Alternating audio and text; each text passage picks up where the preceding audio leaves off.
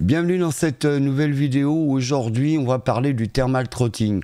Alors aujourd'hui effectivement le thermal throttling revient plus dans l'actualité, hein, puisque ça a toujours été, on a toujours eu du thermal throttling sur certains processeurs sur des générations antérieures, mais aujourd'hui avec l'arrivée de cette 14e gène avec ce 14900 qui chauffe énormément, qui a beaucoup de thermal throttling.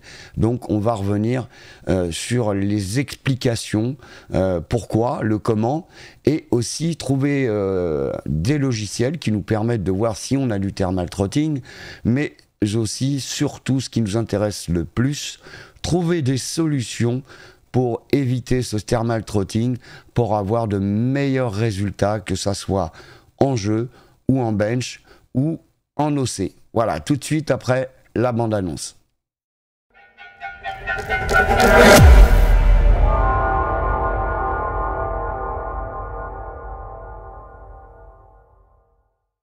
Qu'est-ce que le thermal throttle? Très simple. Quand vous utilisez vos logiciels pour faire du bench, donc Cinebench ou 3D Mark, vous faites obligatoirement du thermal throttle si vous n'avez pas un système de refroidissement compétent par rapport à votre processeur. Alors ce thermal throttle, c'est le point jonction maximum sur ce processeur qui cumule à la fin de votre test, l'accumulation de chaleur et de limite de votre processeur, ce qu'on appelle le TJ max, le thermal jonction maximum. Ça, c'est la sécurité de votre BIOS, de votre carte mère qui, pour Intel, est de 100 degrés et pour AMD est de 95 degrés sur les cartes mères à l'heure actuelle. Voilà. Ça, c'est pour éviter de détruire en cas de dépassement optimal du processeur, pour éviter de le détruire. Voilà. Donc à partir de là, quand vous utilisez vos réglages dans BIOS, que ça soit en OC manuel ou que vous utilisiez le mode IA ou le mode XMP1 ou 2, peu importe, vous allez demander par rapport à l'intermédiaire de ce BIOS d'aller au maximum du processeur et vous repassez par vos logiciels qui, eux, vont donner le résultat de vos benches et vous donner un résultat qui sera comparé par rapport à d'autres personnes. Voilà. Une fois que ce bench est terminé, je vous montrerai après tout à l'heure comment installer un logiciel pour justement voir votre thermal throttling. Maintenant, ce qu'il ne faut surtout pas oublier, sur le thermal throttling, il n'y a pas que le processeur. Eh oui, sinon ça serait trop facile, bien entendu, puisqu'on vit une génération où tout va de plus en plus vite.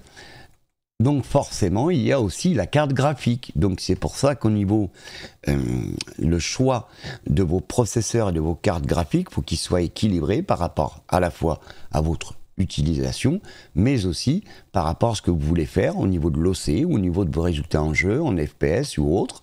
Voilà. Il ne faut pas oublier aussi que vous avez les SATA, les NVMe et les M2 qui, justement, réagissent sur le même principe. Et on en revient, bien entendu, encore une fois de plus, toujours sur cette accumulation de chaleur. Voilà. Donc une fois que vous avez fini vos résultats, vous allez obtenir un pourcentage de cumulation et qui va correspondre. Alors moi je sais que j'ai fait pas mal de recherches sur le 14900 et tous ceux qui ont des 14900 à l'heure actuelle ont un thermal throttle de 11%. Alors 11% c'est quand même beaucoup, mais bon, c'est un processeur qui prouve encore, ça tout le monde le sait, je ne vais pas vous l'apprendre, il chauffe énormément. Et on n'a pas encore, je pense, à l'heure actuelle, tous les waterblocks, tout le système qui est capable de refroidir convenablement ce processeur. Mais on va voir par la suite, je vais vous montrer qu'il y a quand même plein de choses à prendre en équation pour justement limiter ce thermal throttling et cette accumulation de chaleur. Voilà. On arrive maintenant à la solution pour diminuer ce fameux thermal throttling. Elle est très simple.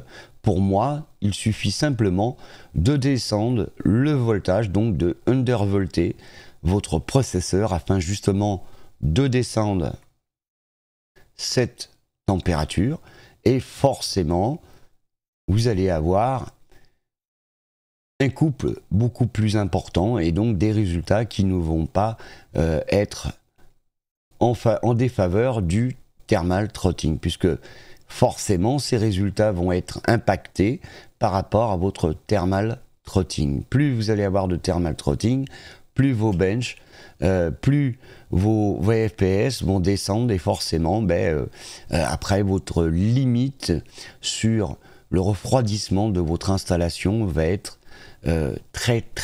très limité. Voilà. Et après on va voir, vous allez voir, je vais vous montrer, il y a plusieurs petites solutions pour justement essayer de pallier à ce problème de thermal trotting et d'accumulation, bien entendu, de chaleur. On arrive maintenant sur la partie comment savoir si vous avez du thermal trotting sur vos différentes interfaces. C'est très simple. Vous allez sur notre ami Google, vous allez télécharger EDA64. Bien entendu, vous munir d'une licence parce que sinon vous ne pourrez pas faire le test. Il vous faut absolument une licence. Une fois que vous êtes donc dans EDA64, vous allez arriver ici. Vous allez tout de suite cliquer sur la partie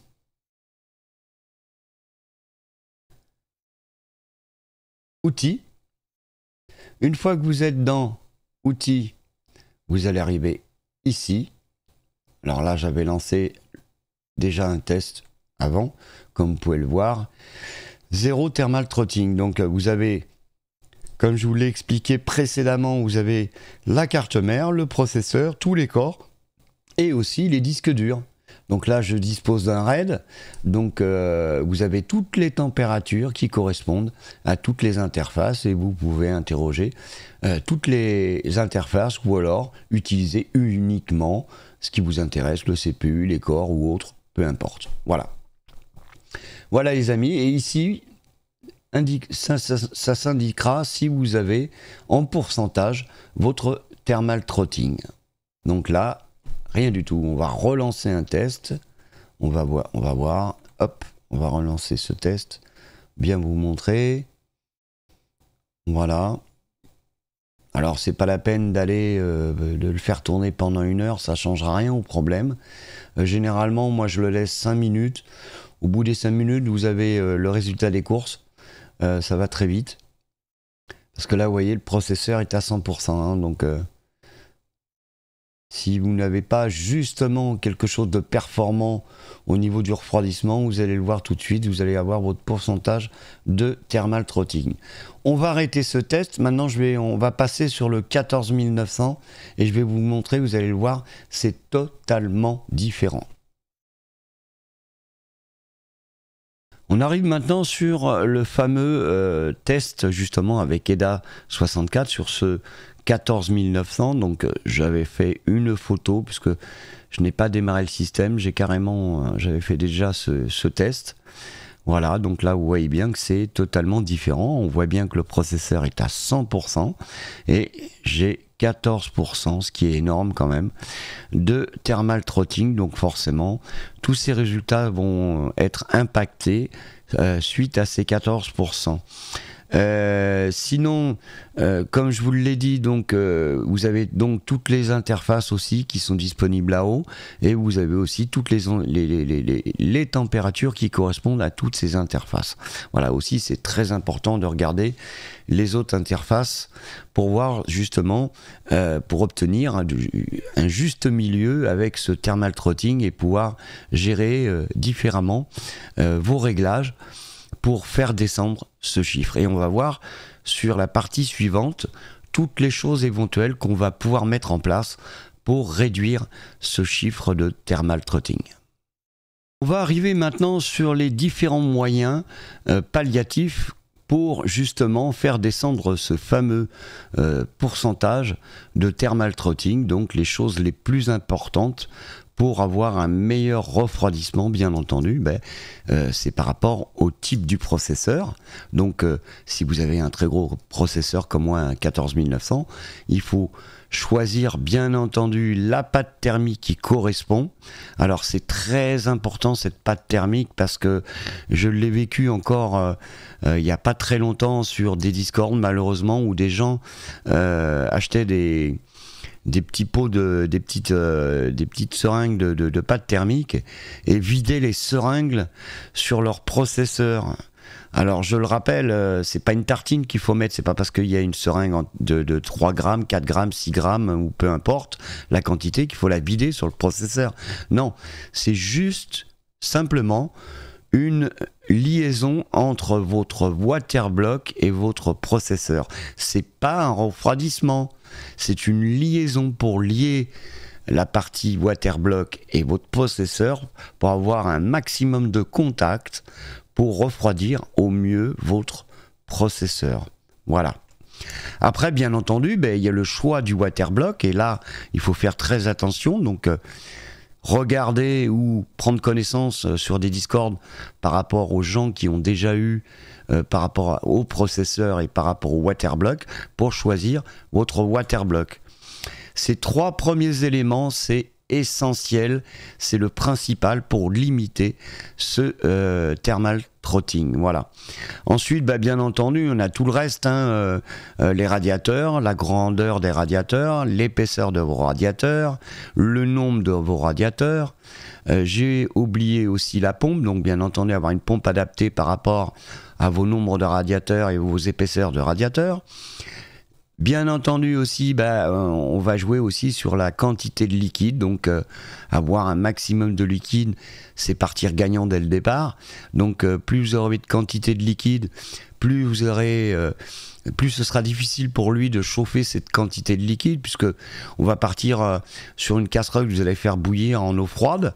Vous voyez le temps que vous mettez pour monter à ébullition une casserole. Là, on va comparer sur des degrés totalement différents. C'est la même chose.